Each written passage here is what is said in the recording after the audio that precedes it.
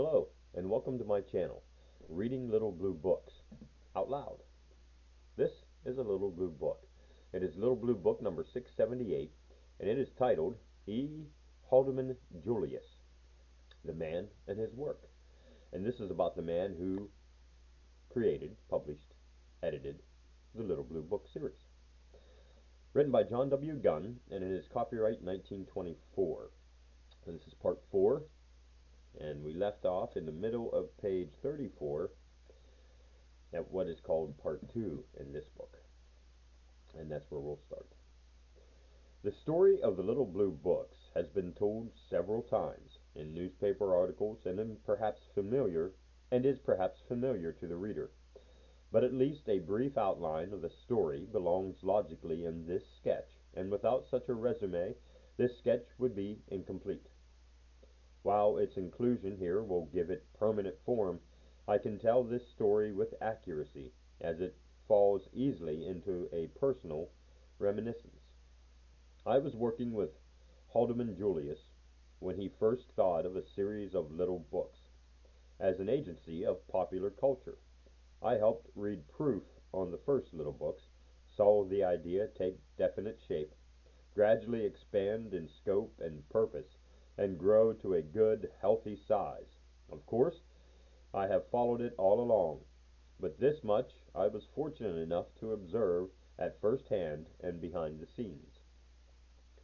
It seems hardly possible that this series, which has reached such remarkable prominence and power, is only 5 years old. A little giant in size, a mere stripling in years, it is easy to see in retrospect, to see with almost startling clearness what a sound and broad and timely idea Haldeman-Julius had. I think that few ideas have been so swiftly and sensationally justified.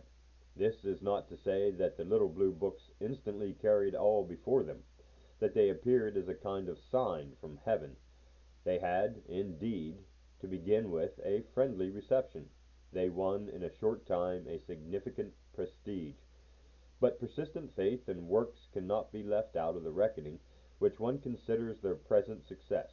If the Little Blue Books have inherent popular qualities, they have also been presented to the public in a large way. It was in January 1919 that the first Little Blue Books appeared. Perhaps I should mention, for the sake of strict accuracy, that it was not a little blue book, but a little red book. There were red and green and yellow books, for a time, until finally blue was chosen as the uniform color. There was no fanfare or trumpets to signalize the event. Ideas spring up quietly enough, although they make a great deal of noise once they are actively abroad. Haldeman-Julius spoke to me one day of the question of good literature and the popular taste. He believed that there was a considerable unsatisfied taste for good literature. In fact, he thought that the best books, if they were made easily available, would be popular in the fullest sense of the word. The classics, for example, had an irresistible human appeal, but they were surprisingly unknown. As he saw it, the average man, the possible reader of good books, demanded two things in a book: that it should be small in size and cheap in cost. Few people have a great deal of time to give to books, and the element of time aside, one knew from one's own experience that even the lover of books, the man of much reading, was often inclined to shrink from a lengthy volume. A small book, too, could be carried about conveniently and would be perfectly adapted to the needs of popular reading. The brightest publishing opportunity, and the most important publishing enterprise, was calling to the man who would select a really good list of little books and push it vigorously. The upshot of it was that Haldeman-Julius saw himself as that man. He had planned quite definitely to begin a series of little books. He had from the start the idea of a permanent and ever-growing list. Perhaps he thought, of the time, that 500 titles was a shining goal, as indeed it was and is. But as the list grew, the thought of it grew. and there was never the slightest notion of stopping at a certain point. One need not follow the growth of the little blue books title by title, but it is interesting to mention the first two titles. The Rubaiyat of Omar Khayyam and the Ballad of Reading Gaul. This was a daring start, for poetry is regarded as among the least popular forms of literature. However this may be, these two titles led the list, and they have proved to be steadily popular. At first, Haldeman-Julius confined himself to the classics, but with a difference, a very significant difference, from the usual list of classics. He set for himself new standards. He would select not only the more commonly approved classics, those that in one form or another had made themselves fairly well known, but he would also introduce to a large circle of readers the less known, many almost unknown, classics that are to be found only here and there, hidden away in an old bookstore or reposing obscurely in the library of the rare and diligent booksman. Some of these classics Haldeman-Julius had in his own library in costly limited editions, and these he reprinted cheaply for the general reader, released them to the proper use of books that have been read. Such titles, for example, as George Moore's Euphorion in Texas, Sarah Helen Whitman's Was Poe Immoral?, Francis Thompson's Shelley, one of the inspired essays of English literature, Pepe's Diary, Sir Richard Burton's The Casita, Houseman's A Schopenhauer Lad, to name only a few, and not to be found in the ordinary collection of classics. Haldeman-Julius not only interpreted the term classic in a broad and original spirit, but he made his list vitally modern, so that along with the more ancient classics one finds the works of such writers as Anatole France, Bernard Shaw, Oscar Wilde, Ibsen, Baudelaire, Samuel Butler, H. G. Wells, Havelock Ellis, and George Brandes. Finally, in the selection of the series, the aim was to be representative. There should be fiction, drama, poetry, biography, history, science, philosophy, belles lettres, epigrams, books from all the fields of literature. Thus the series was broadly based, generously inclusive, alert to echo fully the various utterances of the spirit of man. It was, of course, indispensable that the list should be individually well selected. A worthy list could be selected only by one who possessed a worthy regard for literature, and who had sound and clear as well as free standards. In this respect, Haldeman-Julius was the ideal editor of such a series. He knew literature.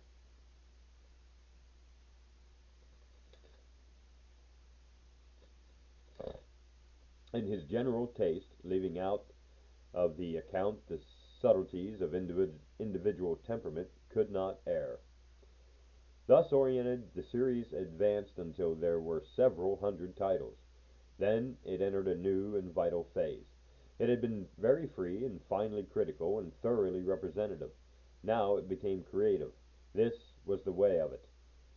Haldeman-Julius found that he was hampered in the fields of biography and history and science.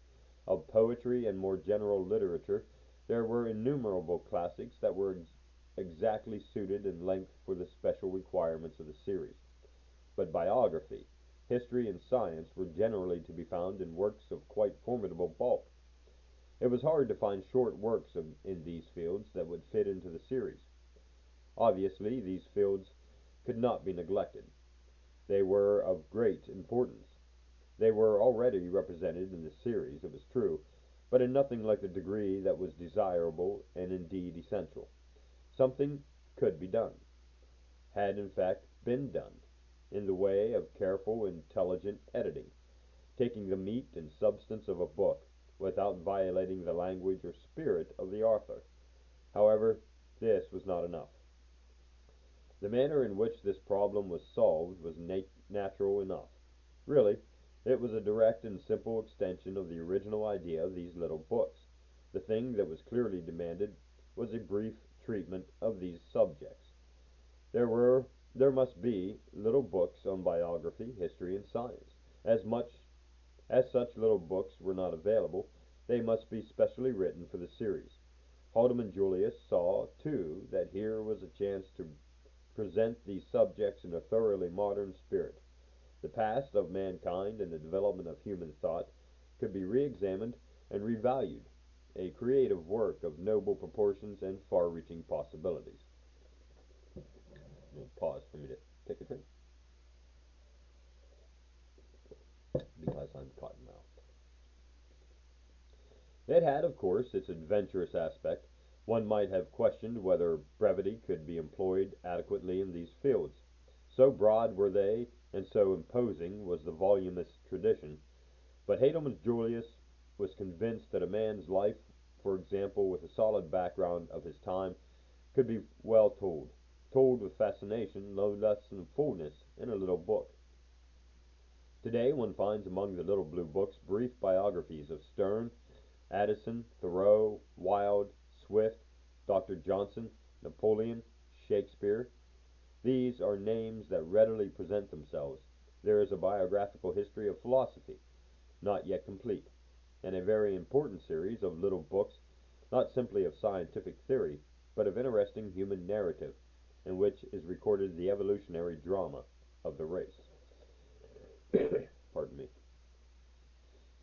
It remains to be pointed out that, with all their numerous and striking merits, the little blue books would not have succeeded by sheer virtue. It was necessary that opportunity should knock loudly at the doors of the reading public, in the shape of an enormous and persistent campaign of publicity.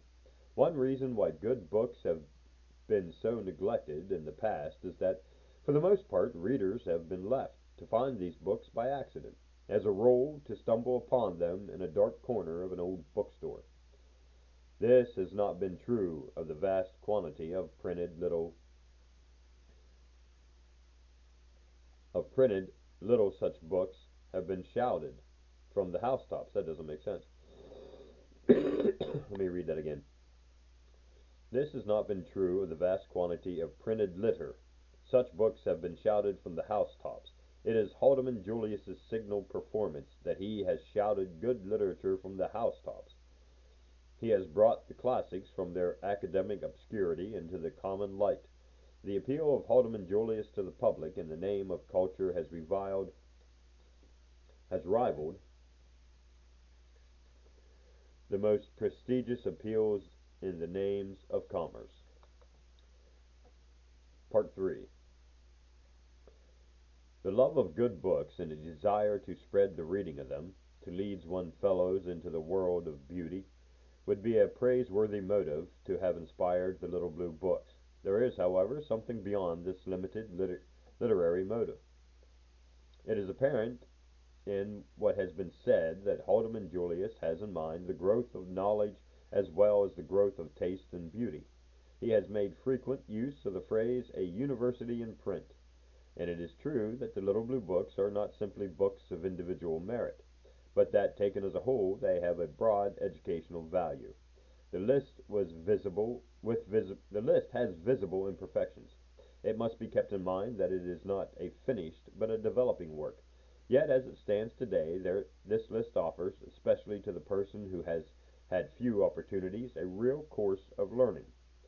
All of this is more or less obvious, though it is well that it should be stated plainly. There is a deeper idea, a more varied and far-flung implications, than that of merely conventional education, which Haldeman-Julius regards as the soul and promise of the little blue books. He values knowledge, not for its own sake, not as a sterile adornment, but for its effect upon man's day-by-day thinking, upon his individual and social bending. Knowledge is in the role of civilizer, the foe of all the stupid and evil forces that mar and threaten life, the head and front of progress. Haldeman-Julius would consider it a petty and futile achievement if he did not more than fill empty minds. He would get no thrill out of the prospect of adding to the number of innumerate mental receptacles that Pope scornfully dismissed. The book full, blockhead ignorantly read, with loads of learned lumber in his head. Knowledge is a human factor, or is it worthless, says Haldeman-Julius.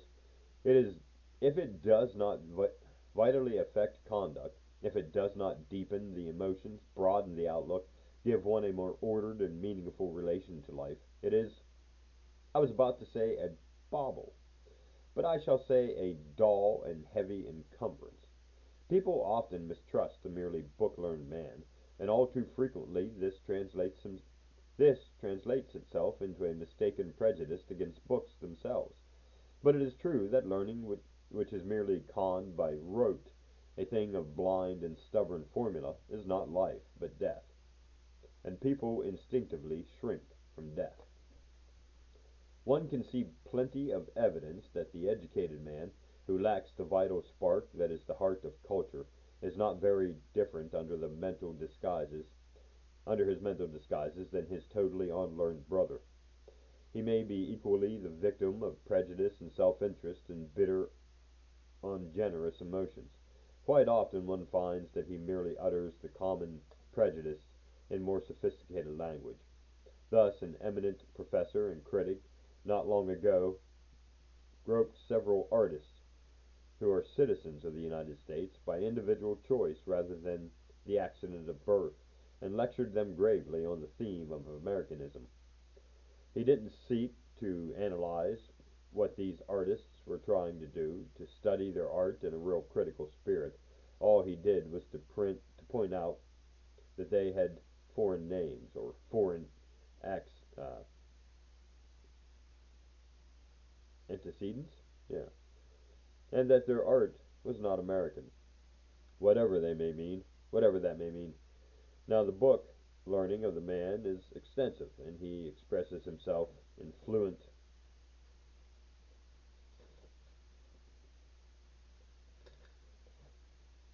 and impressive language. But what he actually does is to give voice to the prejudice of the herd.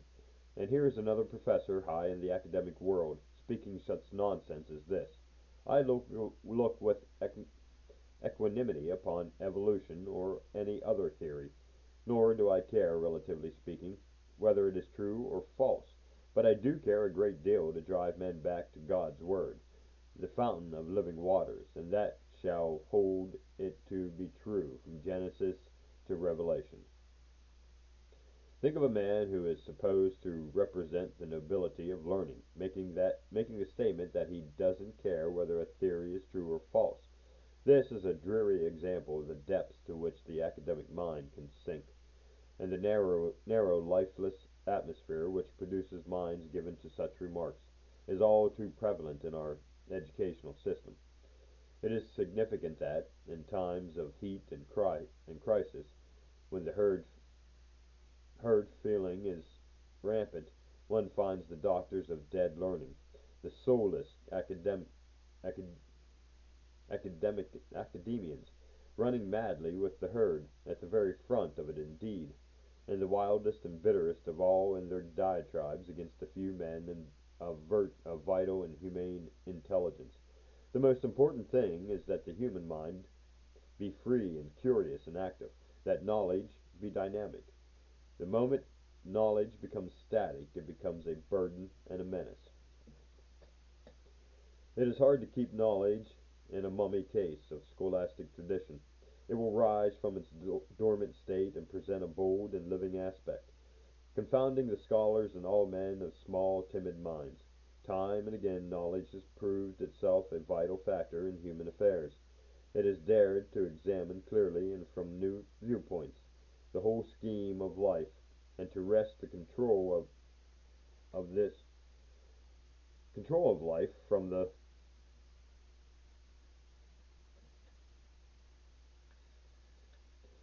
the tyranny of old, false, oppressive ideas. And I think we'll stop there. Top of page 44, and I'll see you again in part 5. Thanks for listening.